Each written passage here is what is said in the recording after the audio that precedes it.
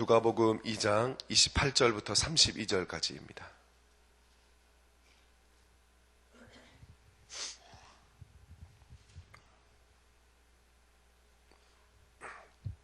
우리 다 같이 한 목소리로 읽겠습니다. 시몬이 아기를 안고 하나님을 찬송하여 이르되 주제여 이제는 말씀하신 대로 종을 평안히 놓아 주시는도다. 내 눈이 주의 구원을 보았사오니 이는 만민 앞에 예비하신 것이요 이방을 비추는 빛이요 주의 백성 이스라엘의 영광이니이다 하니 아멘. 복음서를 보면 특히 예수님의 어린 시절에 대한 내용들을 보면 앞으로 진행되는 예수님의 사역이 그리고 그 예수님의 사역에서 어떤 것들이 중요하고 그리고 어떤 부분들이 소중하게 다루어져야 되는지를 미리 말씀하는 부분들이 있습니다. 특히 복음서마다 다 강조들이 다르고 색깔들이 다른 부분도 있지만 특별히 누가복음 안에서도 다른 복음서에 비해서 강조하는 부분들이 조금 있어요. 그 중에 하나가 오늘 본문에 나온 우리말로 두 글자인 안고라는 단어입니다. 시몬이 아기를 안고, 평범한 단어인 것 같지만 이 안고라는 단어 속에는 누가복음 안에서 가지고 있는 중요한 의미와 중요한 가치들이 그리고 중요한 역할들을 가지고 있습니다.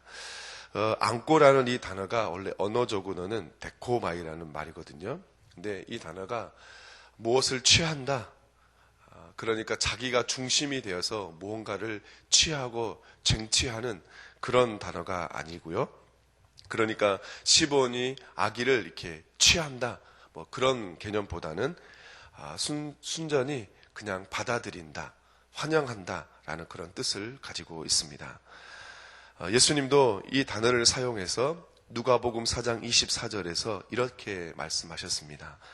선지자들이 그의 고향에서 환영을 받는 자가 없느니라 이렇게 말씀하셨는데 여기에 쓰인 환영하다라는 이 단어가 오늘 본문에 쓰인 이 안고라는 단어와 동일한 단어입니다. 그러고 보면 이 안고라는 단어, 시몬이 아기를 안고 이 행위는 앞으로 벌어질 예수님의 사역에서 그리고 그 이후에 모든 사람들에게 이 단어는 중요한 단어로 중요한 가치로 다가오는 것입니다. 그러니까 시몬이 보여주는 예수님을 환영하는 거잖아요. 예수님을 받아들이는 거잖아요. 이 행위는 무엇을 오늘 살아가는 그리스도인들, 아니 예수님이 이제 어린 시절이니까 계속 진행되는 그 사역 속에서 어떤 역할을 하는 거냐면 앞으로 예수님을 대하는 모든 사람들이 취해야 할 행동이 바로 이런 거다. 그것을 미리 보여주는 것입니다. 말하자면 시몬이 보여주고 있는 이 예수님을 환영하는 이 행위는 앞으로 모든 사람들이 예수님을 대할 때, 예수님을 볼 때 표본적으로 보여주는 행위여야 한다. 그것을 이야기하고 있습니다. 이 말씀이 사순절을 보내고 있는 우리들에게도 또 한번 고민해 볼 그런 말씀이라고 생각이 되어집니다. 우리는 예수님을 믿고 예수님을 받아들인 거죠. 예수님을 환영하고 있습니다. 그런데 그 사건이 과거에 일어난 사건이냐 아니면 지금도 오늘 이 시간도 예수님을 우리의 삶 가운데 우리의 삶의 한 중심에 환영하고 있고 그분을 받아들이고 있는가, 그것을 깊이 한번 생각해 볼 수 있는 시간이 되었으면 좋겠습니다.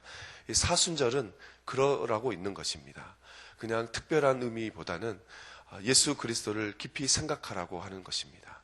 내가 정말로 내 삶 속에서 예수 그리스도를 깊이 환영하고 있는지, 그것을 깊이 한번 생각해보는 오늘 새벽이 되었으면 좋겠습니다. 그것을 다시 한번 점검해 볼 수 있는 이 새벽 시간, 그런 중요한 부분이 되기를 바랍니다. 29절 그리고 32절에 보면 특히 29절에서 종을 평안히 놓아주시는도다, 이런 말씀이 있잖아요. 이 구절을 가지고도 다양한 해석이 있어요.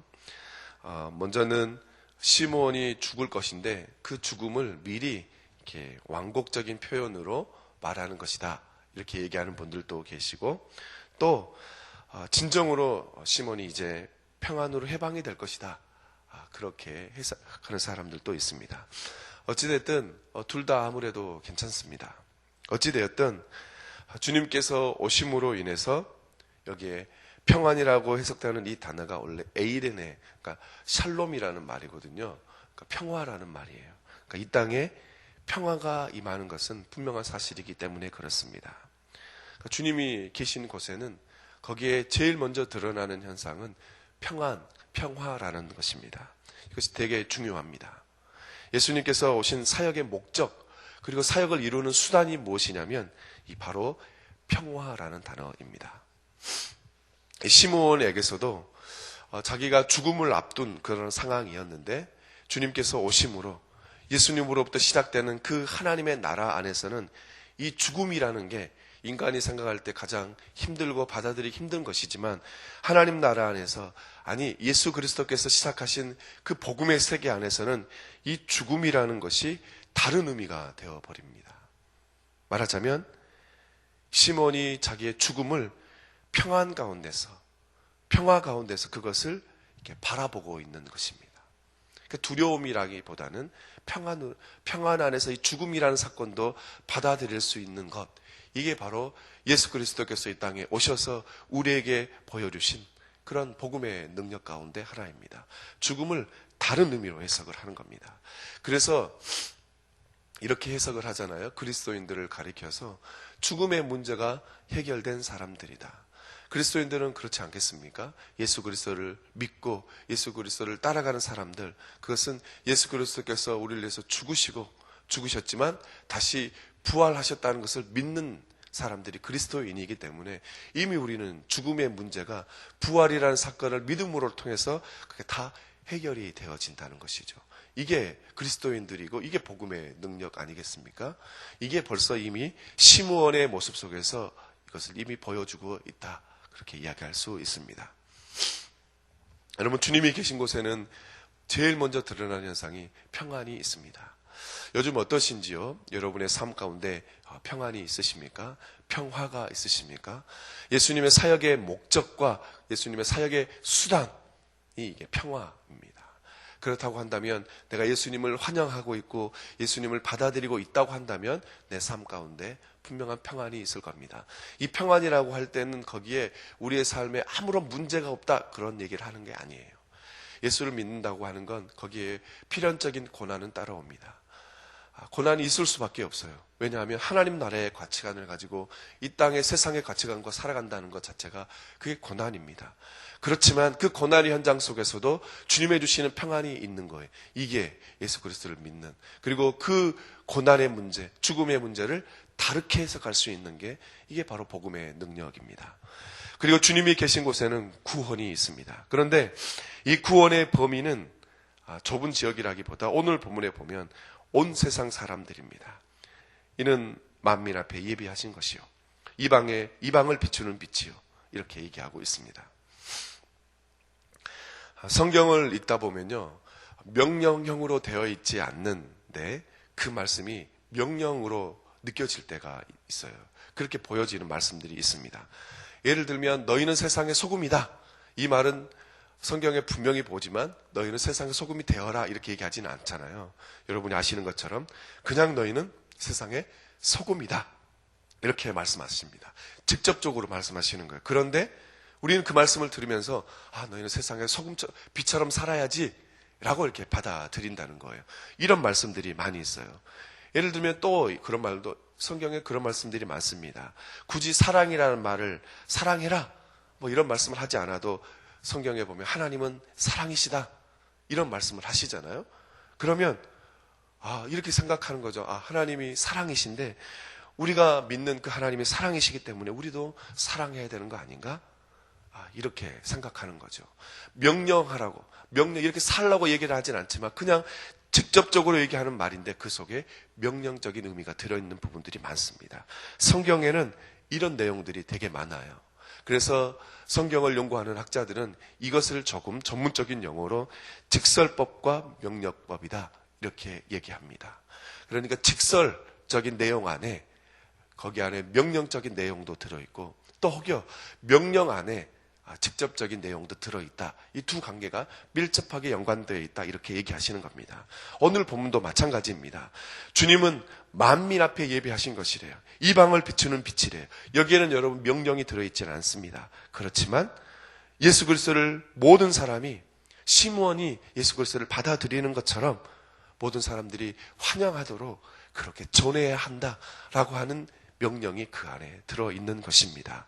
그러니까 주님이 우리의 구원이시고 만민 앞에 예비하신 것, 모든 사람에게 이것이 준비되었다. 모든 사람이 받아야 한다. 이방을 비추는 빛이다. 시므온처럼 예수 그리스도를 모든 사람들이 받아들여야 한다. 직접적인 말이지만 그 말 속에는 우리가 그렇게 예수 그리스도를 전해야만 한다고 하는 명령이 들어있는 것입니다. 한 가지만 더 말씀드리겠습니다. 오늘 32절 마지막 절에 보면 주의 백성 이스라엘의 영광이니이다. 예수 그리스도를 얘기하고 계시는 거잖아요. 쉽게 얘기하자면 예수 그리스도 안에서만 참다운 이스라엘의 영광이 있다. 이렇게 분명히 몫을 박는 겁니다. 그러니까 우리가 이것을 잊어버릴 때가 많은데 진정한 영광, 아니 영광에 이르는 길, 이스라엘이 잃어버렸던 영광, 그리스도인들에게도 영광이 있거든요. 근데 그 그리스도인들의 영광은 어디에서만 있냐면 우리 자신에게서, 우리 어떤 노력을 통해서가 아니고 오직 예수 그리스도다. 그것을 분명히 얘기하고 있습니다.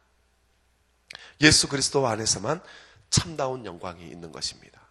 예수 그리스도 안에서 받으실 그 영광을 우리가 받을 수 있는 길, 그 길은 그 예수 그리스도를 온전히 따라가는 수밖에 없습니다. 왜냐하면 예수 그리스도가 걸으셨던 그 길 후에 마지막에 영광의 모습이 보였기 때문에 그 길에 이르는 길은 예수님이 먼저 그 가신 길을 우리가 따라가는 거예요. 여러분, 이 영광의 길을 가고자 한다면 주님께서 걸어가신 그 주님의 길을 주의 깊게 살펴보고 거기에 헌신하여야 하는 것입니다. 여기서 덧붙여 얘기한다면 주님의 영광의 길은 십자가의 길이었습니다. 그래서 이 사순절은 그 주님의 영광의 길, 그 길이 바로 고난의 길이고 또 자기를 부인하는 그 길인 것을 분명히 다시 한번 재확인하고 그것을 고백하고 그것을 우리의 삶으로 실천해 내려고, 그러기 위해서 교회력으로 이 사순절의 의미가 있고 또 그 사순절이 그러라고 있는 것입니다. 우리 사랑하는 성도 여러분, 제가 오늘 한 세 토막에 걸쳐서 하나님의 말씀을 증거했습니다. 이 말씀 가운데 여러분 각자에게 주신 하나님의 마음들이 있을 것이고 하나님의 감동이 있을 것입니다. 먼저는 여러분의 삶 가운데 정말 예수 그리스도를 진정으로 환영하고 있는가? 내가 예수님을 믿는데 환영하고 있습니다. 제가 그걸 묻는 게 아니라 여러분 지금 여러분의 삶 현장에서 예수 그리스도를 기꺼이 받아들이고 환영하고 있는지, 그리고 주님의 말씀 가운데서, 직접적인 말씀 가운데서 주님이 우리에게 말씀하시는 명령으로 받아들이는 그런 시각들이 있으신 것인지, 그리고 주님이 걸어가신 그 영광의 길이 십자가의 길인 것을 믿고 또 그 길을 걸어가기 위해 주님께서 걸어가신 그 길을 주의 깊고 또 거기에 헌신할 그런 마음들이 있고 거기에 헌신하시겠는지, 그것을 한번 묵상해보고 기도하는 이런 새벽 시간이 되시길 바라고 사순절 기간이 되시기를 주님의 이름으로 간절히 축복합니다. 하나님 은혜를 감사합니다. 오늘 주신 말씀을 붙들고 우리가 이제 기도하고 또 우리의 삶의 현장으로 가려 합니다. 하나님, 우리 가운데 오늘 주신 말씀이 능력이 되게 하여 주시고 힘이 되게 하여 주옵소서. 예수님의 이름으로 기도합니다. 아멘. 우리 공동 기도문 교육 같이 하겠습니다. 10년, 20년, 아니 주님 재림하실 때까지 내다보며 다음 세대를 사랑으로 품고 세워가게 하옵소서.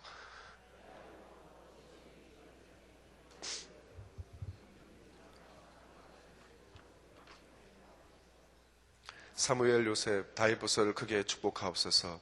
청년부 싱크를 특별히 힘차게 하옵소서. 다음 세대를 아끼며 기도와 섬김으로 길러내게 하옵소서. 아멘. 아멘. 네, 주기도문 하시겠습니다. 하늘에 계신 우리 아버지, 아버지의 이름을 거룩하게 하시며 아버지의 나라가 오게 하시며 아버지의 뜻이 하늘에서와 같이 땅에서도 이루어지게 하소서. 오늘 우리에게 일용할 양식을 주시고 우리가 우리에게 잘못한 사람을 용서하여 준 것 같이 우리 죄를 용서하여 주시고 우리를 시험에 빠지지 않게 하시고 악에서 구하소서. 나라와 권능과 영광이 영원히 아버지의 것입니다. 아멘. 지금 들은 말씀이 내 삶으로 이어지게 하옵소서. 말씀 삶 성경대학 사역을 위해서 계속 기도해 주시고 방글라데시 소울 프로젝트 선교 탐방을 위해서 기도해 주시고 또 계속해서 다음 주 월요일 저녁부터 있는 봄 말씀 사경회를 위해서 같이 많이 기도해 주시면 감사하겠고 또 유년 요셉, 초동 요셉 겨울 성경학교를 위해서 월요일부터 진행한 권사의 사순절 기도회를 통해 예수 그리스도를 깊게 만나게 하여 주옵소서. 담임 목사님의 일정 2015년 유럽 코스타 집회를 위해서 담임 목사님의 건강과 영적 충만을 위해서 2015년 성경 통독, 일독, 성경 암송 말씀으로 행복한 한 해가 되게 하여 주옵소서. 그리고 오늘 있는 수요 예배 위에 성령의 기름 부으심이 있게 하옵소서.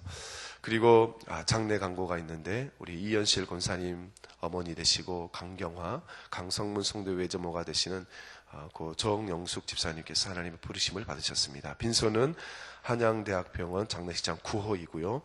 입관 예배는 오늘 오후 4시에 있고 발인 예배는 목요일 그러니까 내일 오전 5시에 있습니다.